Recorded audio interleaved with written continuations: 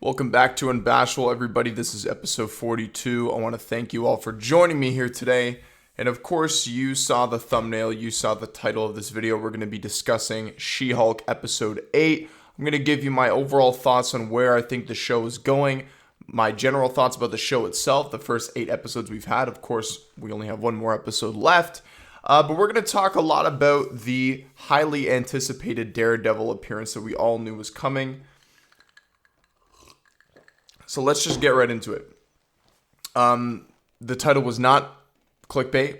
The thumbnail was not clickbait. I believe this is the best episode of the entire series so far. Like I said, we do have one more episode to go through, so that could be better, but I get a feeling that this is probably, in retrospect, after a couple months, I think I'm going to definitely look back and still consider this to be the best episode. And I'm not going to pretend like it's not because of Daredevil. I would probably say 95% of the reason why it was the best episode of the show was because of Daredevil's appearance. But aside from that, there was actually quite a few improvements to this episode in terms of technicality and other things like the writing. I thought the writing in this episode was far superior and far better than any of the other episodes we've had, aside from maybe the first episode, because I really enjoyed the first episode. But the writing itself, I felt was just much better, just in general. I think the jokes were funnier. That's another issue I've had with this show so far. And I was very surprised with how they handled Daredevil. I wasn't one of these people that was worried that they were going to make him out to be kind of like a jackass. I definitely expected a tonal shift from the character compared to what we saw with the Netflix series. So I wasn't surprised we were going to get a difference in sort of the, maybe not the line delivery, but maybe sort of the presence that he had. But I didn't think it was shifted, and I didn't think it was changed for the worse. I think he was a pleasant surprise, and even the little bit of jokes and humor he had, I don't think took me out of it. I didn't think it bothered me in any way, shape, or form. And I really liked them. And it's cool that we're starting to slowly see Matt Murdock appearing in these different projects. We saw him in Spider-Man No Way Home. This is the first time we're seeing him in action, meaning like he's actually fighting crime.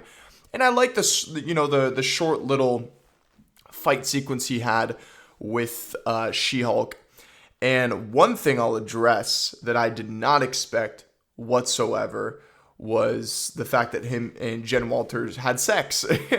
I know, I'm pretty sure, quote me if I'm wrong, but I'm pretty sure stuff like that has happened in the comics, but I didn't expect that to happen, at least not this soon.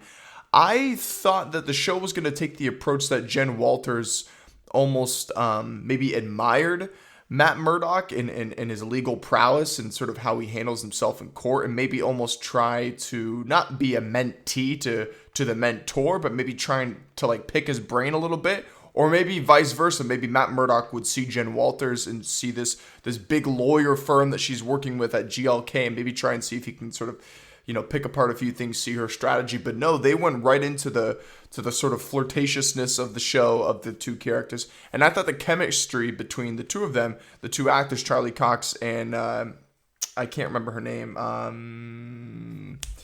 Mussolani. I'm drawing a blank. Tatiana Mussolani, that's the actress's name. I thought they had great chemistry on screen, which is something I think it's very noticeable in films when you could see two actors, two actresses, an actress and an actress. You could sense when the chemistry is off, just as an audience member, and I could definitely tell that they got along, probably behind the scenes as well. Not like implying that there was any whatever.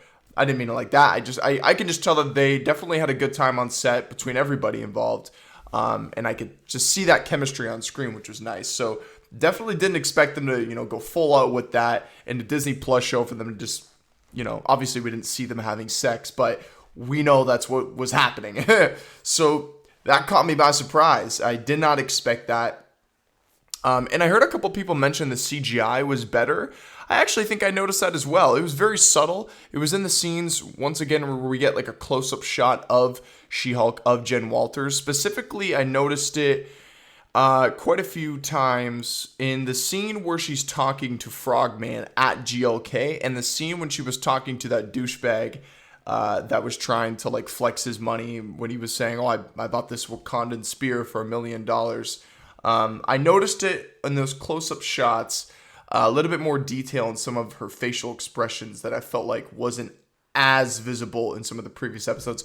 But overall, the CGI for me has never been a big issue. I'm also cognizant that this is a TV show, so it's not going to have the same budget of these other Marvel feature films. But even in that regard, I still think it's pretty comparable to some of the other Marvel movies. And I've seen much worse CGI in my life, and I'm sure you have as well. But so aside from that, this was a fantastic episode. I literally don't think I have a single negative thing to say about it. Like I said, I'm not going to pretend, and I'm not going to sit here and say that this is the best episode because of Jen Walters. It wasn't. It was mostly because of Daredevil. And Charlie Cox, once again, you could tell, you could just see it on screen. Not only is he a great actor, but I can just see the life of the character breathing through him. I can see that he's having fun playing this character. He looks like he wants to be there. And that's something that, as an audience member, I can appreciate. I'm sure you've probably watched other comic book films or watched other, not even just comic book films, but movies where you could just see and feel like the actor that you're watching may only be doing this for a contractual obligation, may only be doing this really because of that. Or you could just, maybe it's like the fourth film of the franchise and they're kind of fatigued from playing that character. Like, I didn't sense that at all with Charlie Cox.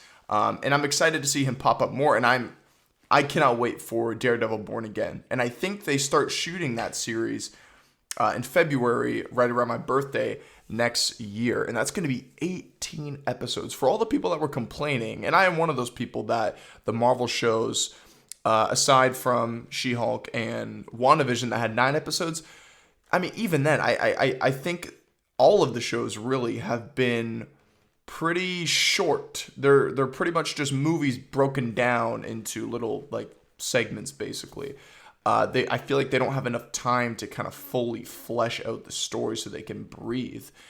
And I think Marvel listened to that, and they knew that there's a lot of pressure with Daredevil inherently because, you know, the Netflix series has developed such a large fan base. I still have not watched all 3 seasons. I just finished the first season. Right now, the show that I am absolutely hooked on, and I'm actually going to talk about this in more detail when I'm done season 6, is Better Call Saul. I talked about it last episode. I just finished season 5. I just finished season 5, and not to get sidetracked here, but Better Call Saul for me is one of the greatest TV shows I have ever seen. And I've heard from people that season 6 is some of the best television of all time. So I'm going to talk about that show more when I finish season 6. I got off track. I don't even know where I was going with that. Right, Daredevil. Yeah, so Marvel has a lot of weight they have to carry, and they listen to the fans. Kevin Feige is tapped into the fan base. He knows the expectations for them in terms of how they're going to handle Matt Murdock and the Daredevil character. And I'm positive, and I think if you're a Marvel fan, you should, give them the benefit. Well, more specifically, you should give Kevin Feige the benefit of the doubt. I don't think he's really proven us wrong at all. You could even point to a couple Marvel projects that aren't as strong as others, but I mean, the consistency that the MCU has maintained, that is something that you cannot deny. I just feel like they've pretty much, like I said, a couple outliers. Even for those outliers, Thor: The Dark World, Miss Marvel, in my opinion, maybe Thor: Love and Thunder. You compare those to other comic book shows and movies, they will still outstand those pretty much 9 times out of 10, or maybe 10 times out of 10. Who knows, right? So you have to, like I said, trust Kevin Feige in that regard. And I think even this tease that we saw in this episode of She-Hulk, I think that the character is in good hands. And I was also surprised with how long he was in this episode. I didn't expect him to pretty much take up, like 70% of the time, co-starring alongside She-Hulk. And I was a little upset, but I loved that we got a warehouse scene. It was very, it kind of drew some parallels to some of the warehouse fight scenes that we've seen in the Netflix show. The only thing I didn't like is it was kind of cut short when Jen Walters slammed through the ceiling and sort of abruptly kind of took out all those four guys. But we saw a little tease before that. He was kicking some ass. I like the fight choreography. And his suit itself, I'm sure, to be honest, I do. Let me say this, actually. I'm kind of all over the place here. If there was one negative I could point to with this episode, this is just my opinion. And it's not really a negative because I didn't hate his suit. But I do hope, and I'm sure they will, when we get to Daredevil Born Again, I hope that he gets a completely new suit. Not just like another suit with a different kind of color, matching. Because the suit that we saw in the show is pretty much the same suit that we see in the Netflix shows. And I get why they're doing that. They want to, kind of remind people that are fans of the show that this is the same actor, may not necessarily be the same version of this character, but it's sort of a nice way to kind of bring fans back. I get that, but I'm hoping that we get a completely new suit. Like I said, I didn't hate it. I didn't mind the yellow. I get it kind of pays a homage to some of the earlier versions of the character from the comics, so that didn't really bother me. But if I had to point to one kind of thing that I would like to see, but if it doesn't change, I'm not gonna, lose my shit about it. But yeah, so that's my thoughts on Daredevil. I loved it. I love this episode. I loved at the end how we had to do the walk of shame after leaving Jen Walters' house. And let me just talk about her for a moment, because I feel like she had quite a few good moments in this episode, and I've already mentioned a few of them. And I loved towards the end, she was almost on the brink of going like full Hulk smash. Like she was about to lose her shit. And I think that was some of the best, parts of the show that we've seen from her thus far. Like, the other episode, like I get it. We need to sort of break ground and introduce the audience to who this character is and sort of provide some insight on her life. But this is the stuff that I love seeing from She-Hulk itself. Now, my overall thoughts on the show as a whole, I'm not going to let this, my passion for this episode, blind me from how I felt the past 7 weeks about the show. And overall, I've been pretty disappointed. And the reason why I've been disappointed is because the show started off great. I loved the first episode, and I even think the second episode was quite strong. But everything after that, I haven't really cared for. And I am not one of these toxic fans that overall doesn't like the show because it's a female lead or because it's a derivative character. I'm not one of those people. I when I heard that they were doing She-Hulk, I actually was quite excited. Once I heard about that, once I heard about, Moon Knight, I was actually very... I was looking forward to these characters because these are such obscure characters that, yes, some people may be familiar with them, but most, Western audience viewers don't really, the casual movie-going audience doesn't really know, the detailed history of these characters, right? It's almost like Guardians of the Galaxy. When people heard that they were getting introduced to the MCU, like most people were like, who are they? And similar to Miss Marvel, because I actually think Miss Marvel is one of the weakest projects out of the entire MCU. I've said this before and I'll say it again. I like the actress who plays that character, and I like the character itself. I just found that her show wasn't very interesting to me. That's just my opinion. And that's similar to how I feel with this show. Now, I don't feel as strongly about the show in terms of my, disdain for it as I did for Miss Marvel. I do find the show far more interesting than I did Miss Marvel. But overall, from how it started to the 5 episodes that followed it, I wasn't the biggest fan of those. And I feel like it was just a dip in quality from how the show started in those first 2 episodes for me personally.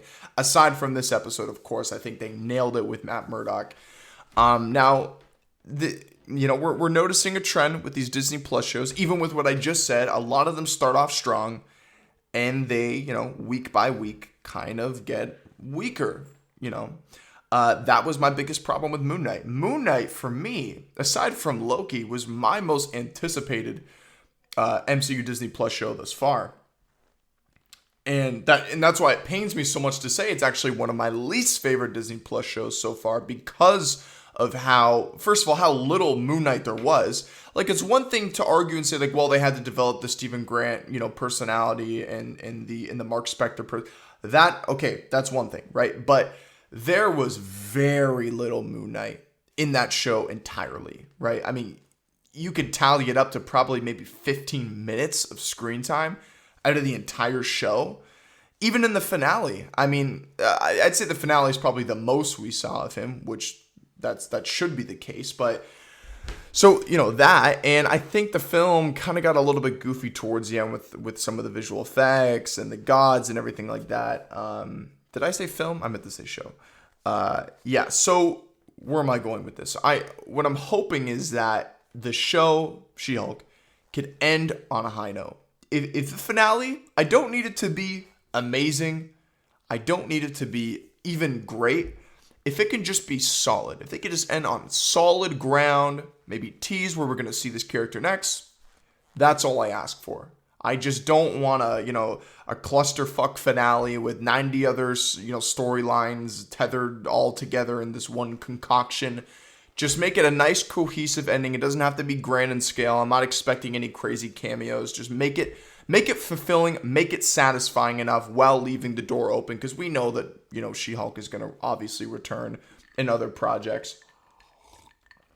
I just really hope this trend doesn't continue of the Marvel shows starting off great and kind of getting, dropping in quality week by week and getting less and less interesting for me personally. But that's overall my thoughts on She-Hulk episode 8 and the show as a whole. Now, the next topic we're going to move on to, I think it'd be fun.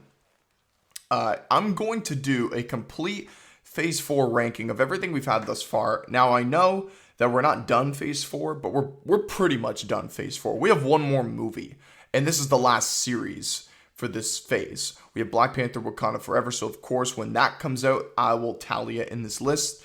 And the only other thing I haven't seen from Phase 4 is What If, just because I'll be honest with you, I don't care about What If. I've never really been interested. I've heard good things, but I'll probably never get around to watching that. So let's get into it. And I am going to include She-Hulk in this list. Now, you could say that's not fair because the show's not over, but unless episode 9 blows me away, I think most audiences have gathered a pretty decent understanding and kind of feel for how the show is, considering we're basically done. So I will include it in this list. So yeah, let's move on to that ranking. Okay, so let's jump into this tier list. Now, I think this would be pretty fun to talk about in the comments section, so please let me know your tier list. I know mine's going to be very different from a lot of people. I've watched a lot of videos of other people giving their personal tier lists, and sorry, by the way, if you're not watching and you're listening, that little pause and that sound, I'm just drinking my Coke. So, but anyways, I've seen some other people's tier lists, and there are some similar spots, but I think mine is quite different from a lot of the others, which is good. I think people should definitely form their own opinions, and they shouldn't just base their interests off other people's interests. But here we go. Starting with number 13 is Miss Marvel. I've talked many times. I'm not going to get into, length again. My thoughts are in other videos. And I just talked about it 5 minutes ago. Didn't like the show. Really found it pretty uninteresting. And it's just personal taste for me. I'm not really a big fan of kind of high school TV shows. That's why I've never seen things like High School Musical. Excuse me. I can't speak today. And just stuff like that. Not really for me personally. So even before I watched it, I kind of already knew that this probably wasn't going to fall in line with my interests. Has nothing to do with the character. I'm actually looking forward to seeing Miss Marvel in other projects. I think she'll probably, I think I'll probably enjoy it more. And I think the actress Aman, I can't remember her name, but I think she played the character very, very well. So no issues there. But overall, didn't really enjoy the show. Found it pretty boring, just for my personal opinion. So that's number 13. Number 12, Black Widow. Going into this film, didn't really have the highest expectations, knowing that it was going to be a prequel. I think this film just kind of came too late, to be quite honest with you. And overall, I think, the story sounded compelling on paper, but how that third act played out with that, big flying ship in the sky with all the different Black Widows. See, I can't even fully remember, because to me, I think the film is just not really memorable in any way. And it's just kind of one of the forgettable MCU projects, that we've had so far. There are certain highlights. I love David Harbour as Red Guardian, which we do now know he will be one of the main leading characters in the Thunderbolts film. And we, of course, are introduced to, I guess, our new Black Widow, who will also be in the Thunderbolts. Florence Pugh's character, I can't fucking remember her name. I'm drawing a blank. So we were introduced to her, and then we were introduced to Valentina. I gotta remember these names. I can't remember them. I'm sorry. My fucking memory's going on me. Every time I do these podcasts and I'm trying to remember a name, like I have notes here. I'm gonna have to start writing characters' names on here, because I draw blanks when I'm in front of the camera here. I just can't remember the names. But yeah, so quite a few characters introduced for different future MCU projects, which we know are coming. So in that regard, it had some impact. But for the most part, the story that was told in front of us was a prequel. So I didn't really go in with any sort of earth-shattering expectations, knowing that this was going to be a film documenting events that took place before the time between Civil War and Infinity War, I think, is when this film took place. Because at the end of the film, we see that she's on the run and she's got the white hair that we saw in Infinity War. So, yeah, I like Scarlett Johansson. I think she's a great actress, just outside of the MCU. But nothing terrible, nothing memorable. Just kind of okay. But out of all these other projects, definitely one of the lower tiers.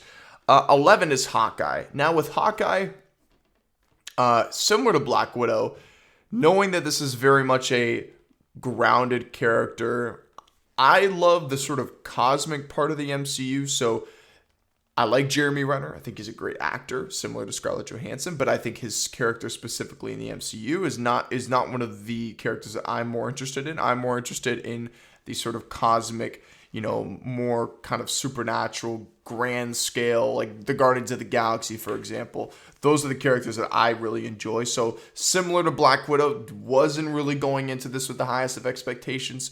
And I really, my thoughts of this show are very similar to Black Widow. We're introduced to a character that we know we will see in other projects, being Haley Steinfeld's character in the show, Kate Bishop. And I liked her. I think she's a very likable character. I think Kate Bishop is a great actress. She brings a lot of, charisma to the role. But my biggest issue with the show was that I feel like they shouldn't have called this Hawkeye, because really the story surrounds Kate Bishop herself, her family, and how everything kind of circles back to them. And I think Hawkeye was more of like a supporting character.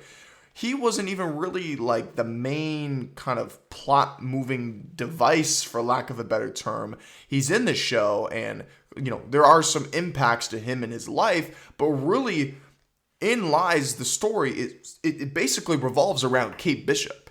He more or less found himself at the wrong, the wrong place at the wrong time when he met her. You know what I'm saying? So I definitely feel like this show is more about her and less about him.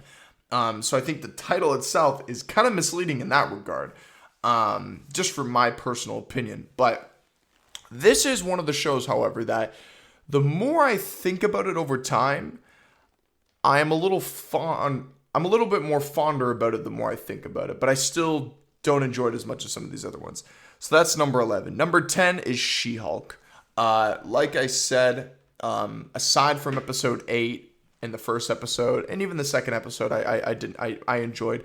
I think 3 to 7 were just not very interesting. And I found myself often watching the show, kind of going, scrolling through my phone while watching it, pausing to, whatever, go make food. So like it lost my full undivided attention. Whereas some of these other shows, I was locked in from the very get-go. But I'm not going to get into my thoughts again. I just talked about that in the last topic. So that's number 10.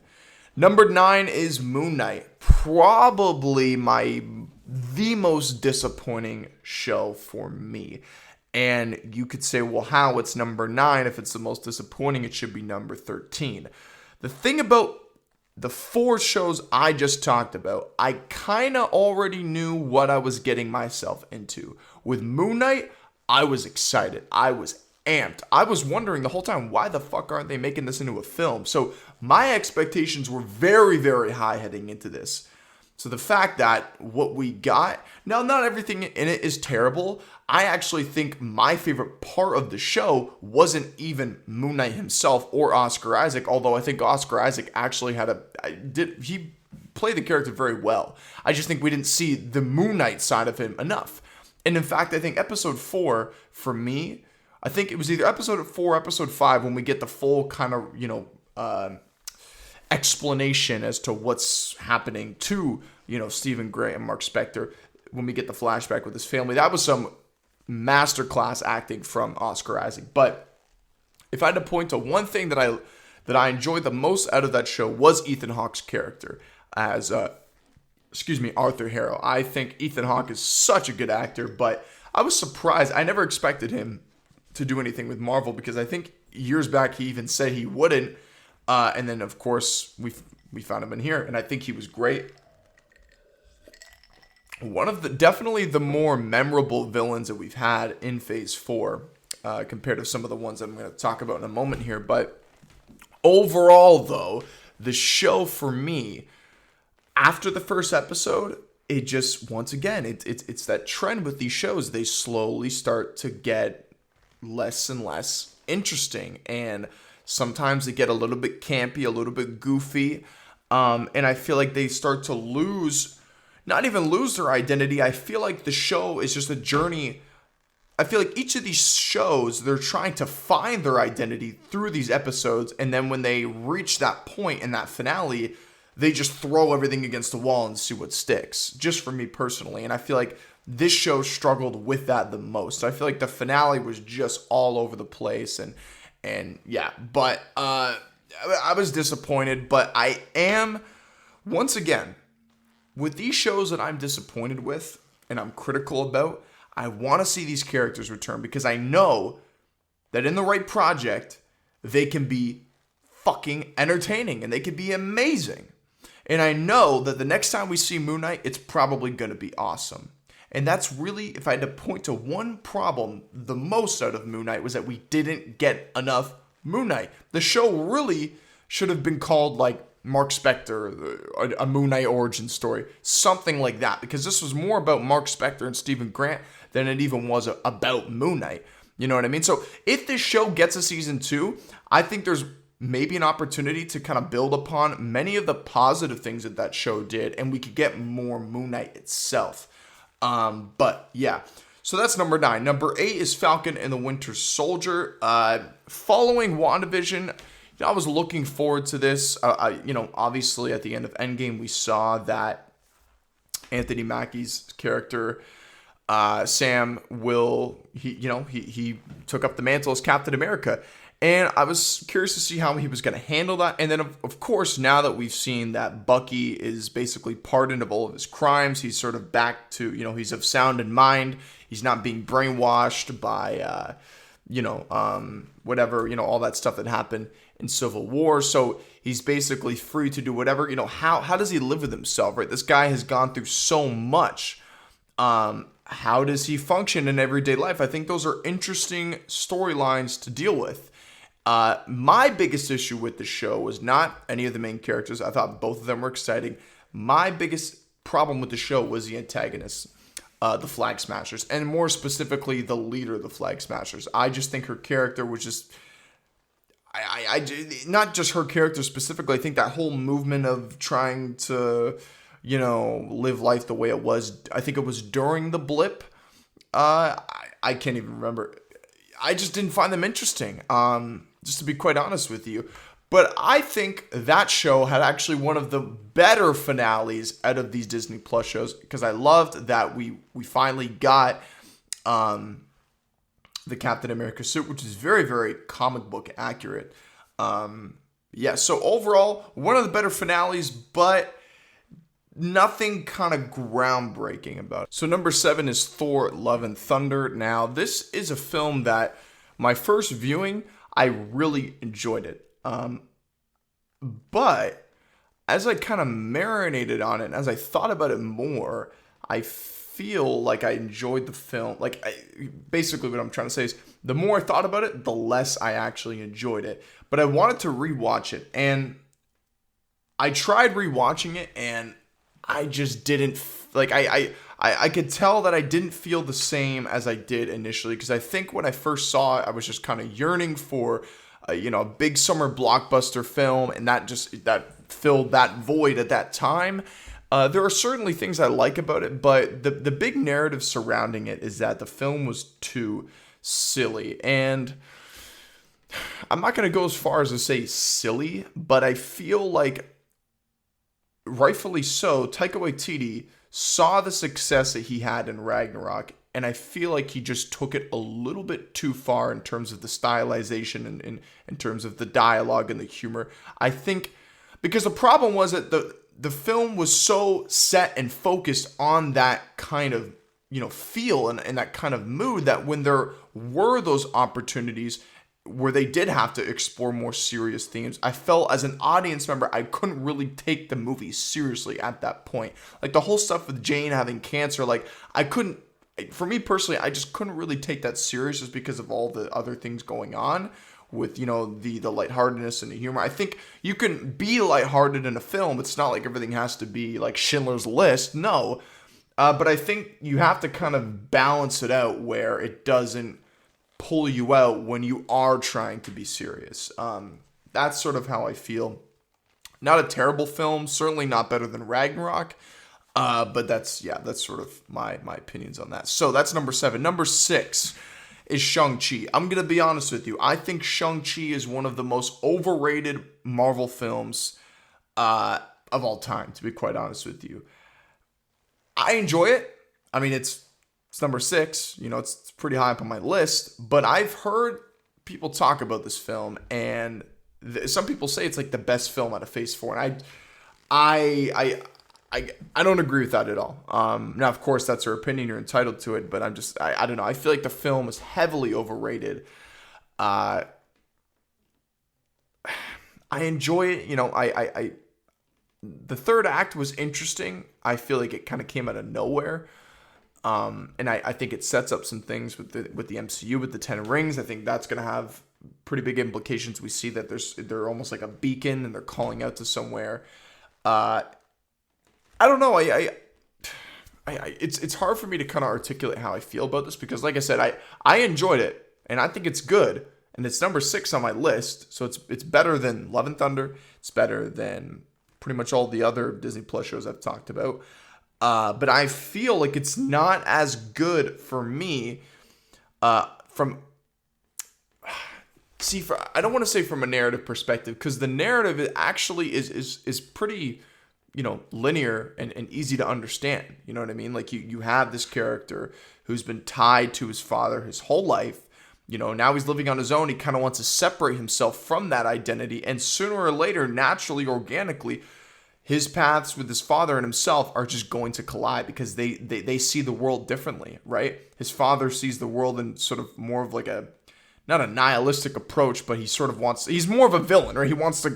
He wants to have control over everything. Where, of course, his son, he's lived on his own. He's seen the world from a different perspective, and he doesn't share that belief. And he's actually, as he's looked back, he's seen the blatant flaws that his father has and how he sort of lives and things like that. So from a story perspective, I don't think it lacks. It's hard for me to explain. It's just my opinion. I just don't feel the same about this film as other people do. But Yeah. Number 5 is WandaVision. WandaVision started off great. The first 4 episodes were awesome because it was the first Disney Plus show we had. We were looking forward to seeing how they're going to handle this. Is it going to be like is it going to feel like cinematic, or is it going to very much feel like a TV show? And I think the concept of like every episode was a new sort of decade was very intriguing. There was a mystery following, but leading up towards the finale, I think most people were just tuning in because at that point we just were speculating that Doctor Strange is going to show up, Mephisto's going to show up. But aside from that, I think this is definitely one of the better Disney Plus shows. The second best Disney Plus show, in my opinion, so far. Number 4, Doctor Strange Multiverse of Madness. I really, really enjoyed this film. I just love Benedict Cumberbatch as Doctor Strange. I think he has just owned this role, and I cannot wait to see him more. And I think this is a great story. Of course, we got to see the Illuminati, and then we got to explore different multiverses. Although I don't think the film, one sort of complaint is I feel like with a longer runtime, because this film was just, basically right on 2 hours, they didn't actually explore many of these different multiverses aside from the 838 universe, the universe with evil Doctor Strange, and then the main 616. They didn't really explore those other ones that we got quick, through that sequence when they were traveling the multiverse. We saw like the noir universe, the water universe, the sort of blocky universe. Like we didn't really explore those. I would have liked to see that a little bit more. But overall, I loved the film. I really did. I do think it's better than the first. At times, Sam Raimi's kind of campiness, humor did pull me out a little bit, but overall, solid film. One of the better films in Phase 4. Number 3, this is, I think some of you will consider this a hot take. I definitely enjoyed this film more than most people. I think the third best project in Phase 4 is Eternals. I adored this film. I loved it. I think Chloe Zhao's direction from a cinematography perspective, I see it so many, like, for example, if you watch her film Nomadland, you can definitely feel a lot of her kind of taste and direction and style in this film. And in terms of quality, this felt like a step up from a lot of the other MCU projects we've had. Not to kind of shit on those, because I've told you I think the consistency has been great across the MCU, but I loved Eternals, and I think that the fact that they were introducing so many new characters in one film, enough to make an entire Avengers team itself, I think they did it beautifully. They give enough screen time and development so you care about a lot of these other characters, and we're going to be seeing some of them pop up in other projects as well. We're going to be seeing Dane Whitman pop up in Blade as the Black Knight, so I love this film. It's one of my favorite Marvel films I've seen in a while, and I know I enjoy it more than most people. Number 2 is Loki. Loki, for me, was such a surprise, and there's so many things I love about it. First of all, I love the world of the TVA, and the intrigue and the mystery. Like I talked about mystery on WandaVision, but I felt the mystery was more intriguing in this because you have this kind of like scheme and this sort of like, bureaucracy sort of controlling everything, but you're trying to figure out like who's behind all this, like who's the guy. Very similar to, maybe bureaucracy was the wrong word, but sort of this kind of like Illuminati-esque, thing that's going on. That's this organization. You want to know like who's controlling this. It's very similar to The Wizard of Oz, and because of the no cameos in WandaVision and how there was no big kind of grand reveal, I lowered my expectations going into this. I heard people saying, Kang's going to show up. And I didn't want to be disappointed, so I told myself that we're not going to see Kang. He's not going to get introduced in Loki of all shows, but he was. And that, for me, was episode 6 was amazing. I think it was the best finale that Marvel has done. And I definitely think Loki Season 2 is one of probably top 3 my most anticipated project for Phase 5. Loki is the only Disney Plus show that I've actually gone back to rewatch. Like, not just like 1 episode or 2 episodes, the entire show itself. None of the other Disney Plus shows, as soon as I'm done, that's it. Fun to watch. don't plan on rewatching them again.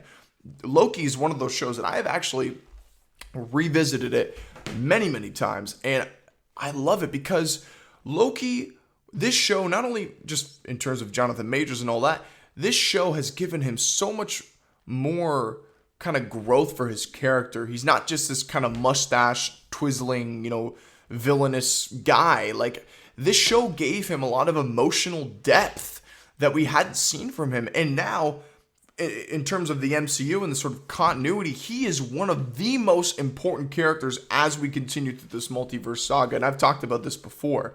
But for me, Loki, really no complaints. I love the supporting characters. I loved Owen Wilson as Agent Mobius, and I loved Sylvie.